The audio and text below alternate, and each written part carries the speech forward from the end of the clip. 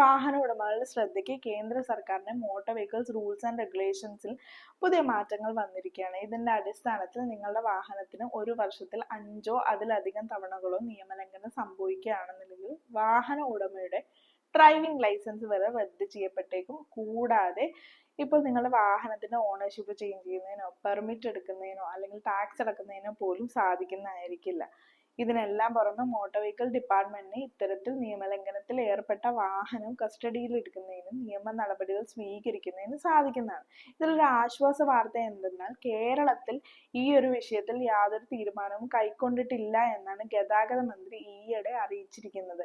മറ്റൊരു കാര്യം എന്താണെന്നാൽ നിങ്ങളുടെ വാഹനത്തിന് ഇത്തരത്തിൽ ഏതെങ്കിലും നിയമലംഘനങ്ങളൊക്കെ സംഭവിച്ചു ചെല്ലാനുകളും മറ്റും ലഭിച്ചിട്ടുണ്ടെങ്കിൽ ചെല്ലാൻ ലഭിച്ചിട്ടുള്ള തൊട്ടടുത്ത 48 ദിവസത്തിനുള്ളിൽ തന്നെ ഈ ചെല്ലാൻ ഫൈൻ അടച്ച് ക്ലിയർ ചെയ്യാൻ നിങ്ങൾ ശ്രദ്ധിക്കുക. ഇത് മറ്റ് നിയമപരമായ നൂലാമാലകളൊക്കെ ഒഴിവാക്കാൻ നിങ്ങളെ സഹായിക്കും.